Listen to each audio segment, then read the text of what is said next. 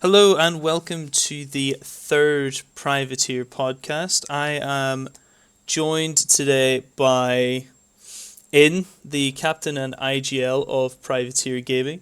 Thank you very much for joining me. You're more than my kind. We are just going to run through a little bit about the history of the team, how you put it together, and talk about kind of where we're at now and what the future holds after this season of ESEA Entry. So let's take it right sort of the way back. And when did this roster sort of come together? When did you get this five? How long have you been playing together?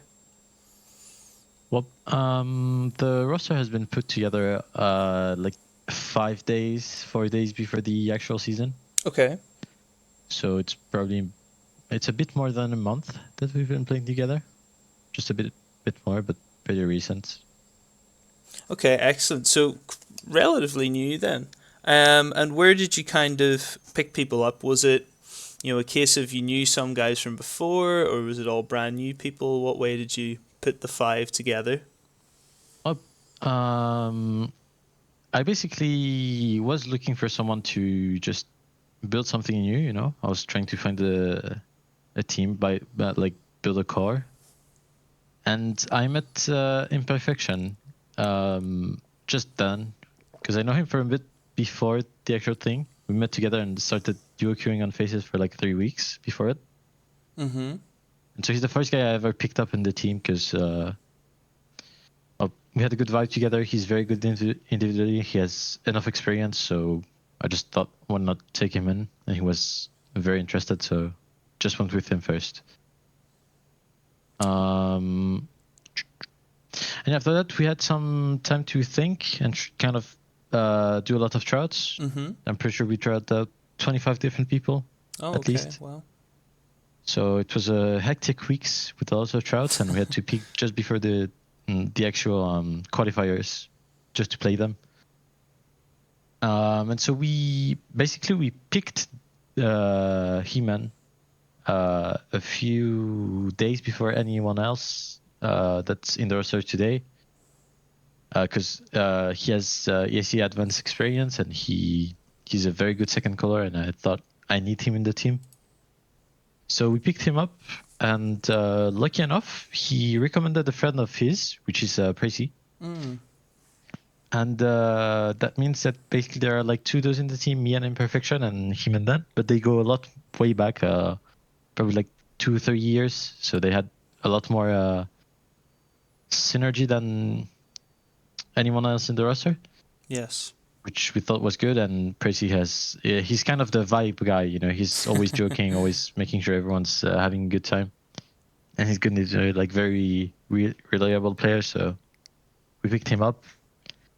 And the last guy we picked up was Devi, our Opa, and he was the best out of all the options we had. And that's how we completed the roster. We had 2 days of practice before the qualifiers. Obviously, it didn't go that well, but still we did fine, and now we're in entry. Yeah, so it's that's interesting. So it was kind of it was sort of knowing one person, but then it kind of snowballs out and picking up He-Man and stuff like that. In terms of Imperfection, what's kind of his role on the team?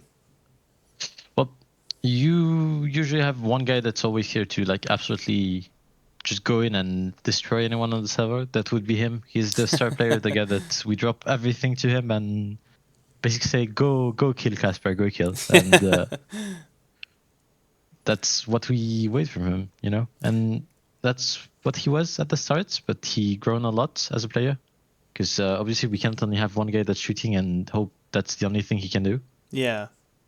And now he's a lot more reliable than he was at first, and he's like a lot he still has a lot to offer. He's not anywhere close his max potential. Awesome. But yeah. Awesome. And I'm just curious, was it sort of intentional that you wanted to start off with, having sort of a star rifler be like the first guy you pick up, or was it just kind of, you knew this guy, you liked him, and just wanted to go from there, sort of thing? And more of the second option, you know, Yeah. we vibe together, and that's the first thing I look at when I try to get a player in. If we vibe together or not. If we don't, then I probably won't take him in. And since Yeah. we vibed this good, and he was very good, I just thought, well, we take him in. And that wasn't even his role at the start, you know. He went through a lot of changes. Even to this day, he has changed roles, and like he's very flexible, you know, Mm, which is good to have.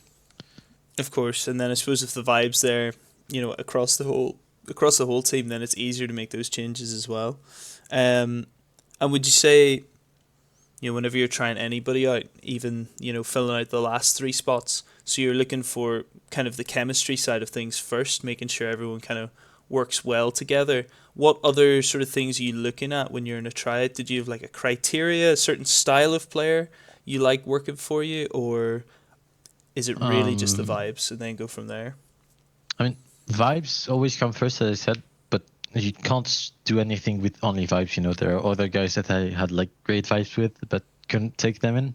Yes. And there's other criteria, like you need to have the team experience, like at least ESEA main. You know, that's the very least we need, Yeah. so that we can actually build something strong. You know, and also since I'm IGLing, I'm like quite of the opposite of the micromanagement IGL that tells everyone exactly what to do and is very Mm. strict. I'm more loose.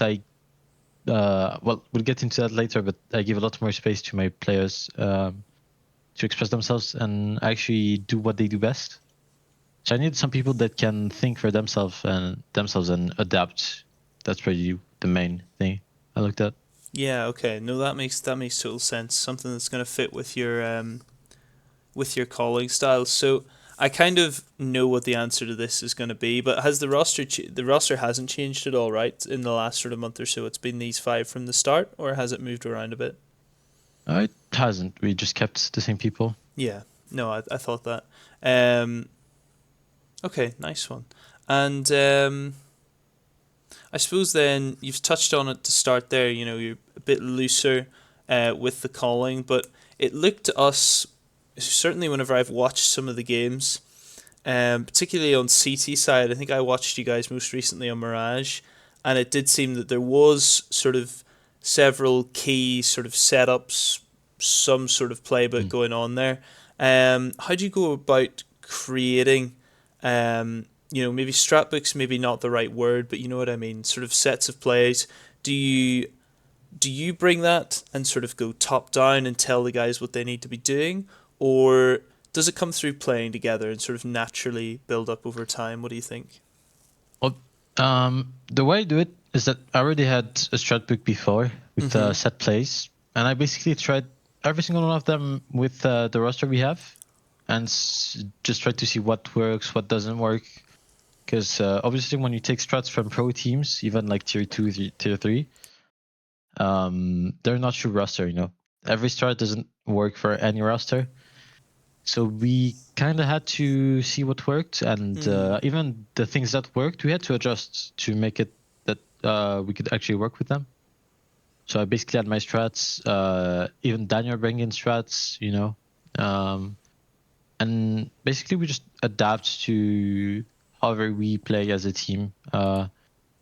Pick a strat, we go over common agreements on defaults, so that everything goes smooth.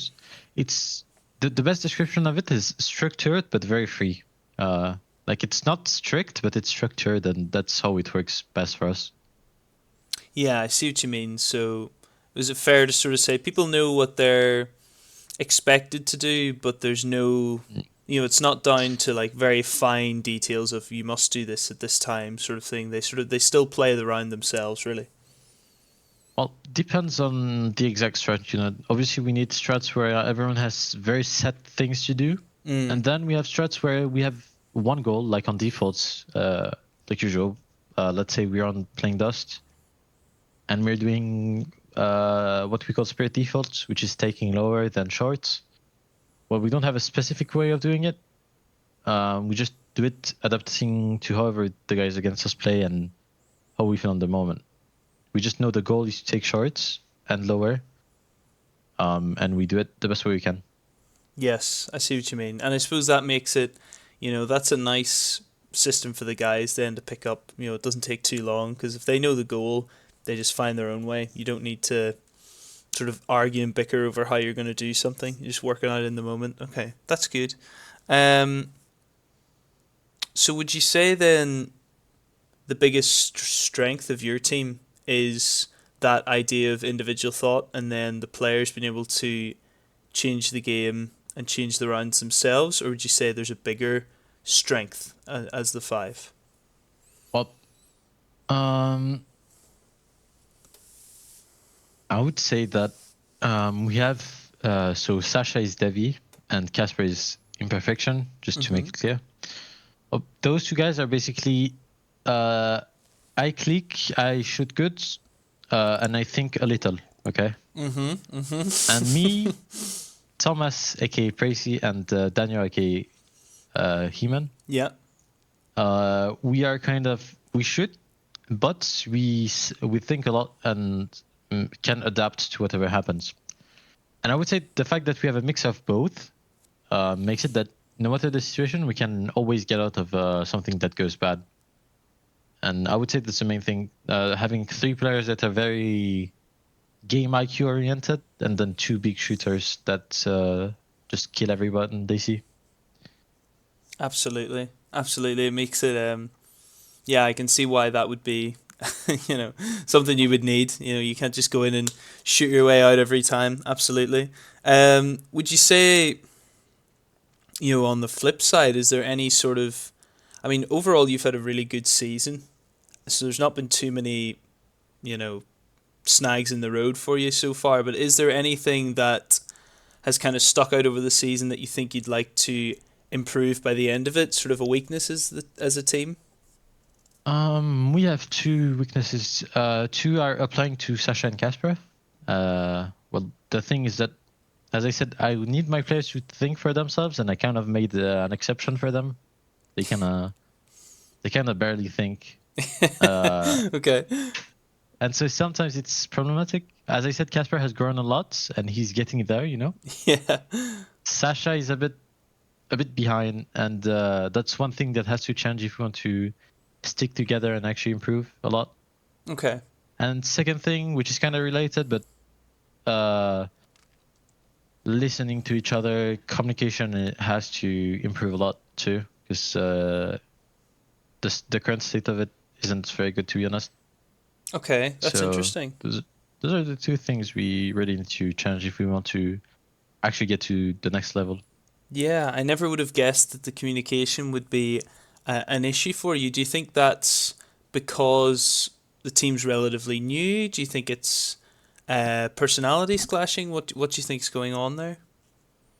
Well, first, the fact that we're a new roster obviously plays with that. Yeah. You can't deny it.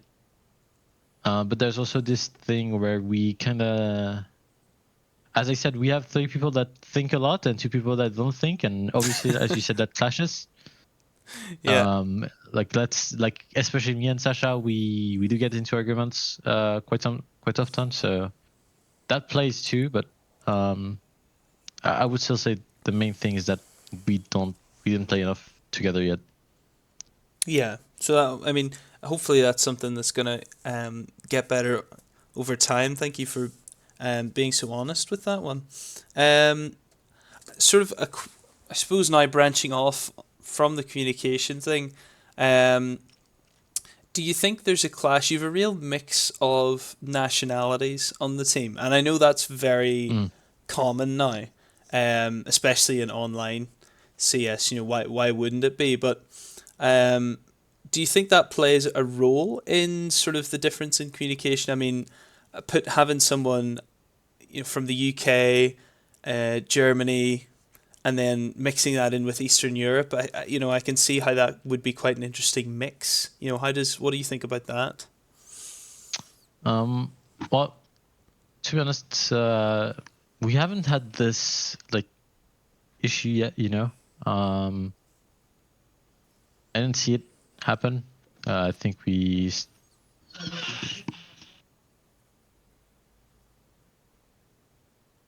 Okay, fair enough.